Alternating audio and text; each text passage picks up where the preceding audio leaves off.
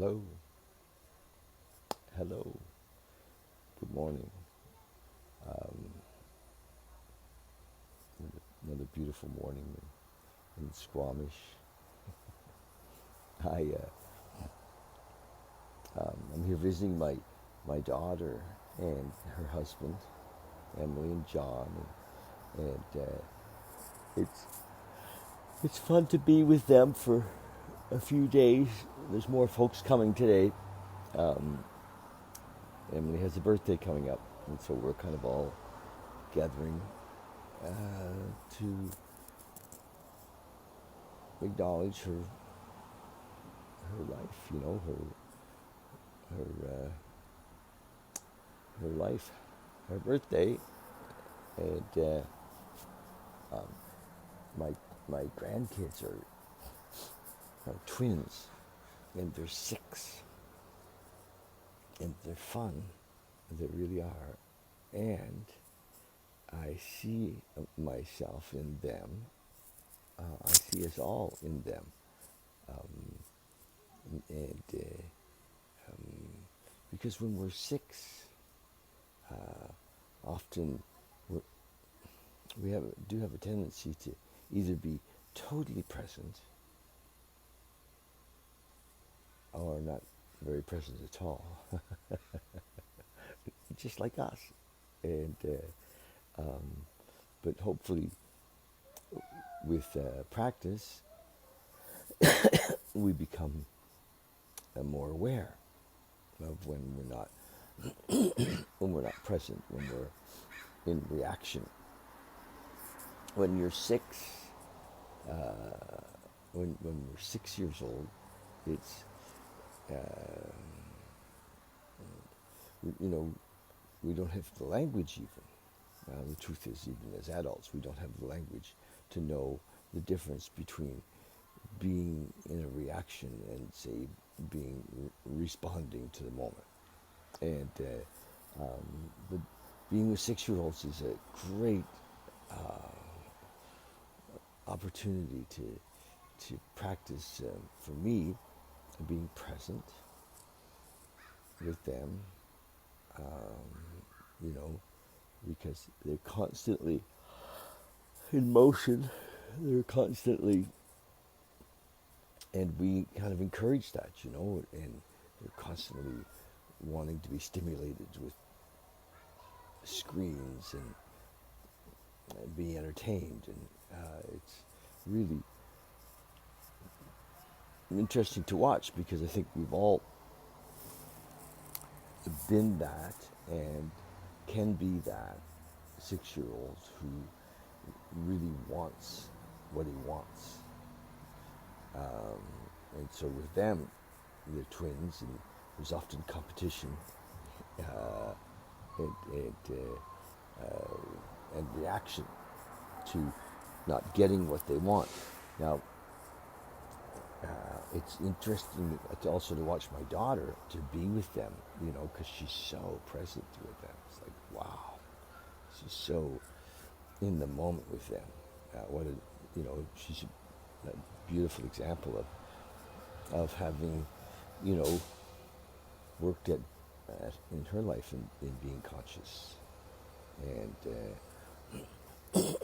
so I watch her to respond to them, and rather than react. I remember as a child, my poor mom didn't have those tools, and there was a lot of reacting going on in her parenting, and even in my as my time as a parent, a young parent,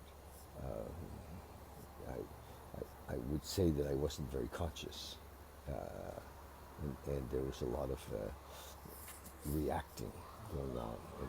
And, when I think of my time as a parent in my 20s and 30s, as quite active as a parent in my 20s and 30s, I was still in myself, probably emotionally acting like a teenager or younger, and wanting my way. So, and often I think that's what happens is that, children are raising children, in an emotional sense. So, we're living angry because we're not getting what we want, or life, we're often not accepting the moment, and are not really present, and it comes out in our experience with our kids, because they become part of our problem, in a sense, if we're living in a in a in a world where we're judging what's right or wrong or good or bad. So I watch Emily be very patient with them and very present in each moment. So what a beautiful opportunity, So my thought, for me personally, my thought today was, the difference between responding to what's happening around us or reacting to what's happening around us. And response has very little judgment in it. Very little judgment. Or no judgment even. Just like, oh, so this is a fact, my kids are acting out, or or it's just a fact. It's not, doesn't have a right or wrong or a bad or good attached to it, or how do I look attached to it. It's just a fact. So, and that enables us to respond and to be present.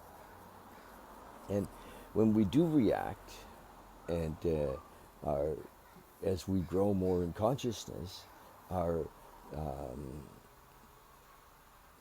I'll call it our awareness time, or catch time, is much shorter. Sometimes right in the middle of a reaction we see it, and we're like, oh, I'm reacting, and we see that in the moment. So that's the practice we would like, is to be more present.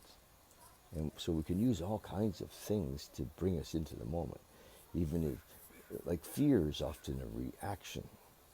And so when fear comes up and we feel it, we see it as an opportunity to be present in the moment. And anger is a reaction. So the same, it can bring us into the moment. So use those things that we would call reactions, and to help us to become more present. And the other thing that can help us become more present, I was listening to Eckhart this morning, and Eckhart spoke about being with a flower, or in nature, and he started off talking about nature, being with nature, and can bring us into the moment, because the essence of nature is, the beauty of nature, the core of nature is we can see our oneness in nature, or even in a rose, or even in a flower, or even sometimes even in a painting. We can be there and just see the beauty in that painting, and not to take us out of the moment or be a distraction. Sorry for yawning, you guys. Not to take us out of the moment or to be a distraction, but to actually bring us into the present moment. Like, wow, with the beauty of a flower, or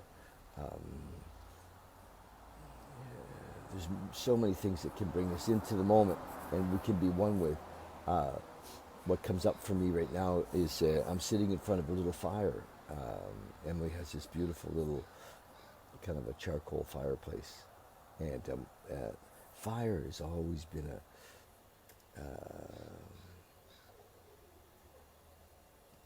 has always helped me to be more present.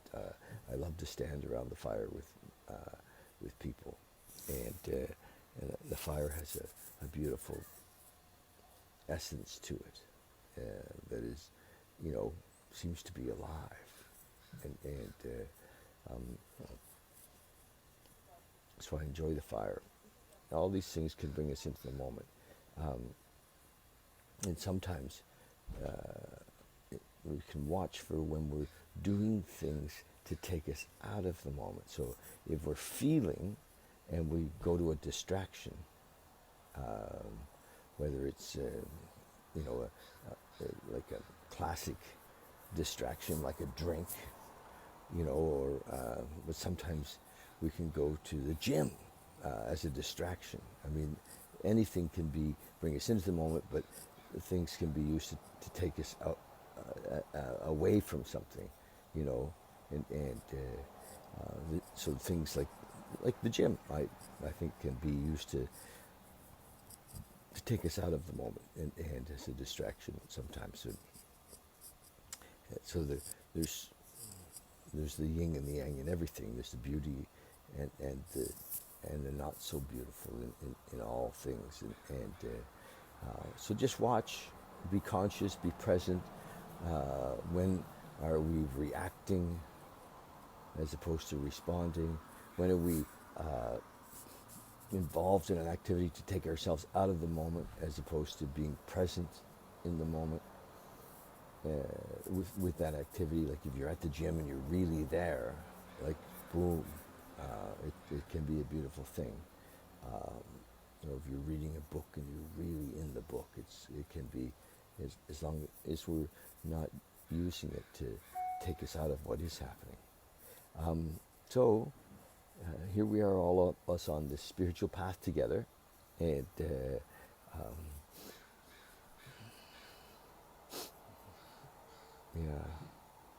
it's a funny thing, isn't it? That often our adversity leads us to a stronger relationship with God, with the moment, with life, and so we can be grateful for whatever it is that. Those are my 6-year-olds. Can you hear that?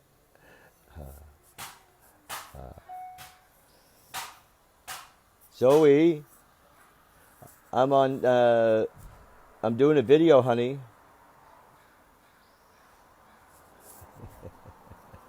Isn't that great? I like it. Just like that. That was a response. And when she got it, it wasn't a reaction. So it's a beautiful thing to be able to be present and respond to each moment, to recognize that nothing is missing, nothing's out of place. The world is exactly as it's supposed to be, and we often have a judgment. Oh, she's leaving me. Oh, I've lost all my money. Oh, you don't know anything. You just don't know anything. We're living moment to moment in a God-centered life as opposed to a self-centered life, and everything's for us, always. It's all for us. Okay. So breathe, and a little meditation brings us into the moment too. It's a practice. We'll be able to see ourselves. Yeah.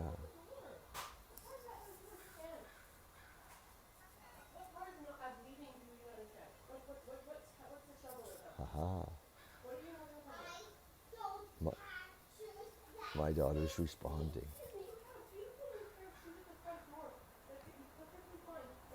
So,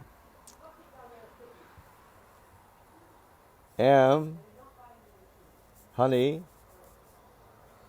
I'm just on the video. Aha. There we go. It's a very alive and vibrant space. It's beautiful. It really is. It really is. Okay, I'm going to read Friday, June 26th, Thought for the Day. And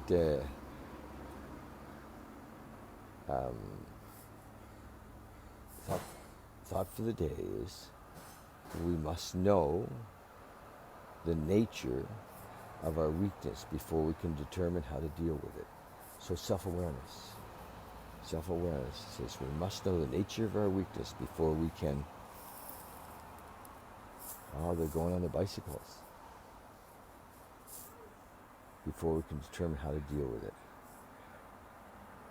When we're honest about its presence, we may discover that it is imaginary and can be overcome by a change of thinking. Truly, most of what we think is wrong or upsetting in our life isn't real. It's imaginary. We've just made it up. I love what they're saying. When we're honest about its presence, we may discover that it is imaginary and can be overcome by a change of thinking. We admit, hi guys. Bye, Em.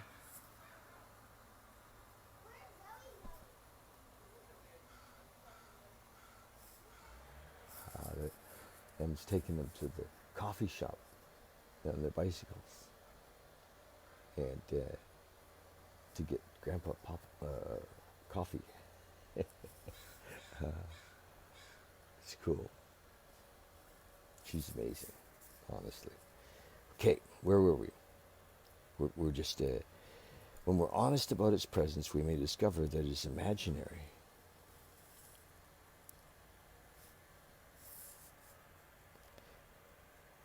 And can be overcome by a change of thinking. We admit that we're alcoholics, and we would be foolish if we refused to accept our handicap and do something about it. So, step one, we need to recognize the nature of our problem, the nature of what's happening, our unconsciousness. So, by honestly facing our weakness and keeping ever present the knowledge that, for us, alcoholism is a disease with which we are afflicted. We call our alcoholism a disease. We call it a disease, and it's for those of you that aren't aware of the symptoms.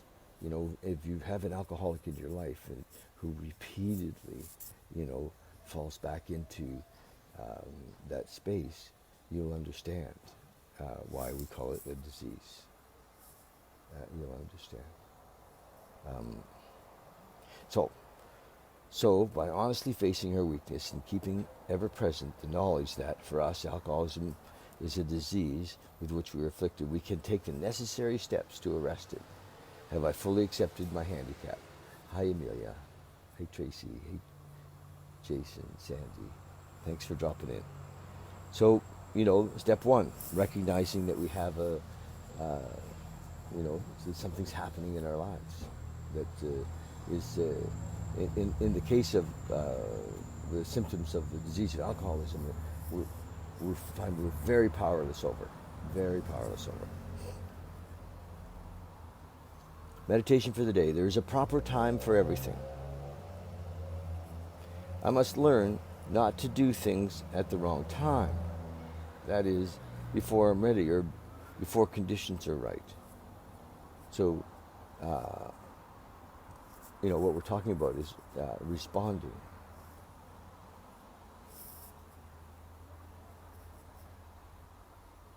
Right? Responding as opposed to reacting. So sometimes, we're in such a hurry that we miss the time, so time is part of the equation. For a proper time, there is a proper time for everything. I must learn not to do things at the wrong time. That is, before I'm ready or before conditions are right. It is always a temptation to do something at once.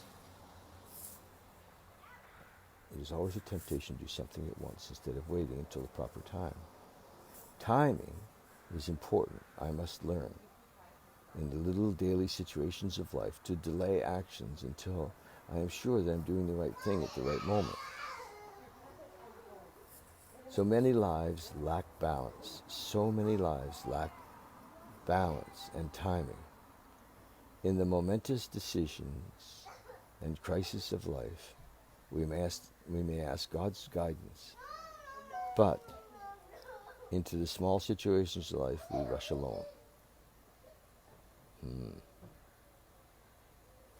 Prayer for the day. I pray that I may delay action until I feel that I am doing the right thing. I pray that I may not rush in alone. Sweet, sweet, we're never alone again. When we find presence, we find the moment, we find a relationship with a higher power. And in the 12-step world, we find community, we find sponsorship. We find pillars, men and women that will stand with us and guide us to become more present and more connected ourselves. It's a beautiful thing. You know, it seems that when we're 6 and 7 and 8 and 9 in our teens, and, you know, we're self-willed. We are self-willed. That's the fact. We want our way, and the whole process of you know, finding and relying on this connection with the higher power is growing up. It's maturing. You know, it's letting go of what we think we know and how we think we want things to be, and accepting in each moment how everything is, being with what is, recognizing that life is for us, never against us. We can't lose anything. Life changes, things move on. We don't lose things. Hi Tracy. Hi love, nice to see you. So, here we are, breathing into the moment, loving life. Thanks you guys. Such an honor for me to be here with my twin team, and my twins, my 6-year-old twins.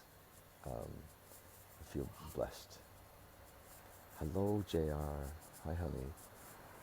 Just had a whole talk about the difference between responding and reacting. Okay. I did the reading already. Thanks for popping by. Okay, love you guys, all of you. It's just amazing who's here this morning. That's it. If JR, if you get a chance to listen, it's all about living with 6-year-olds. And, you know, it's been fun. It is fun. Okay. Bye. We'll chat soon. Thanks.